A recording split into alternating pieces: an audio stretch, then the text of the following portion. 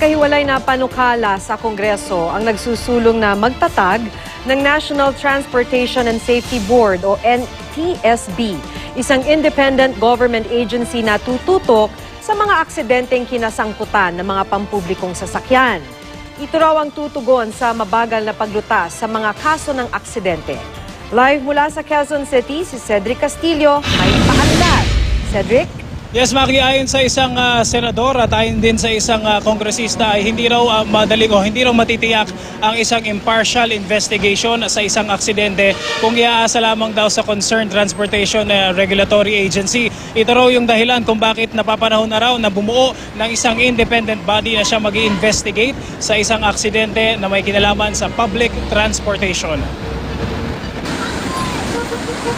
Under investigation, makailang beses na nating narinig ang mga katagang ito sa tuwing may insidenteng kasangkot ang mga sasakyang pampubliko. Mapaaberya sa himpapawid, mga minalas na sasakyang pandagat o aksidente sa kalsada na kumitil ng buhay. Pero kung paano at kung tunay nga bang nalutas ang mga insidenteng ito at kung nasingil ba ng wasto ang mga tunay na may pananagutan, tila isang malaking palaisipan daw. Ayon sa National Center for Commuter Safety and Protection o NCCSP, meron naman tayong mga batas na sumasaklaw sa public transportation. Yun nga lang, malabnaw raw ang mga ito at tila hindi pabor sa mga mismong sineserbisyuhan ng industriya, ang mga pasahero. Most of our laws in the land are either concerned with the roads, the vehicles, the drivers, but little is said about the commuters. Yung sa civil side, they have to sue for the compensation. And it takes a long time. Sa mga kalsada pa lang, base sa datos na nakalap ng GMA News Research, hindi bababa sa 9,000 road accidents ang naitatala kada taon mula taong 2007 hanggang 2013. Bagaman pinakamarami dito ang bilang ng mga kotse, libo-libo pa rin ang mga involved na public utility vehicles kung susumahin. Sa isang magkahiwalay na panukala sa Kongreso at Senado, iminumungkahi ang pagtatatag ng National Transportation and Safety Board o NTSB, isang independent government agency na magsasagawa ng sariling investigasyon sa isang aksidente. Nakasaad sa panukalang batas na hindi matitiyak ang isang impartial investigation ng isang government transport agency dahil posibleng ang agency ito mismo meron ding kakulangan sa safety rules and regulations. Dito raw papasok ang NTSB. There should be scientific and comprehensive data gathering. Hindi pwede yung kinunan ng litratong parang yung kuha ng kasal, binyag, patay. Hindi ganon. Today, the evidences that we only have are the vehicles that get affected. But they are left to the elements. Rain or shine, nandun sila sa isang yard, nabubulok sila. Kaya naman ang Department of Transportation and Communication, binabantayan ngayon na maisabatas ang NTSB at ang mungkahing Magna Carta para sa commuters ng NCCSP, suportado raw ni Secretary June Abaya, pero dapat daw muna itong pag-aralan. We will study it, definitely anything for public safety, passenger comfort, travel efficiency.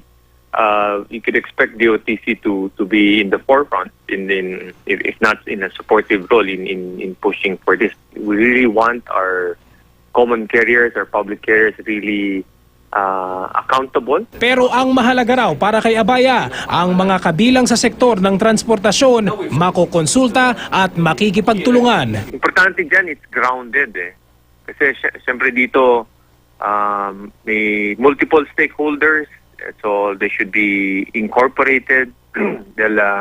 Otherwise, if not fully consulted and participative, mahirap i-implement. Maki, isa raw sa mga pangunahing objectives ng pagbubuo nitong NTSB para daw masiguro yung matiyak yung sapat at saka mabilisan o agarang danyos o compensation dun sa mga magiging biktima. At matitiyak lamang daw ito kung meron kang solid na ebidensya. Samantala, isa pang panukala ang inihahanda ngayon mula naman sa kampo ni Senator Grace Poe tungkol pa rin sa pagtatatag ng NTSB. Maki? Cedric, para lang malinaw sa mga manonood, can you give us highlights nitong Magna Carta for commuters? Okay, ang sinasabi sa atin ng yung grupo para sa mga consumers, ito yung parang kumbaga encompassing kumbaga pag meron ka kasing Magna Carta, kumbaga nire-require niya yung government mo para magkaroon ng mga regulations at saka yung mga procedures para maprotektahan yung isang sektor, in this case yung mga commuters. Kasama rin ito doon sa panukalang batas nga sa Kongreso at saka sa Senado nung pagtatatag ng NTSB. At ultimately daw hindi lang naman daw poprotektahan ito yung yung commuters, pwede rin itong protektahan yung mga drivers, yung mga operators, kasi pagdating sa isang investigation, pag meron kang solid na ebidensya, hindi pwedeng makalusot kung sino yung may kasalanan doon sa aksidente. So pwede rin na maabsuelto kahit yung yung mga operators saka yung mga drivers, Maki. So hindi ba ngayon, Cedric, marami naman ng ahensya na involved sa ganito? Meron din tayong korte para sa mga biktima at kung sino man ang may sala. So with NTSB, tama ba ako? NTSB, ano yung magbabago na para mas mapabilis? Ika nga.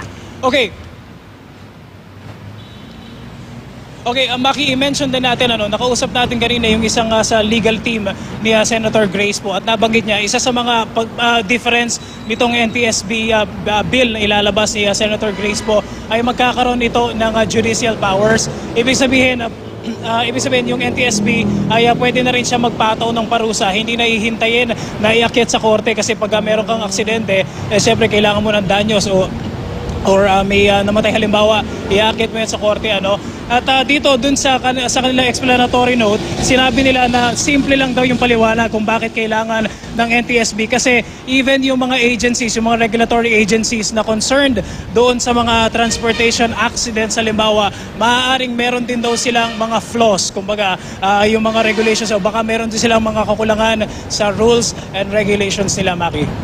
Maraming salamat, Cedric Castillo, at sa iyong paandar.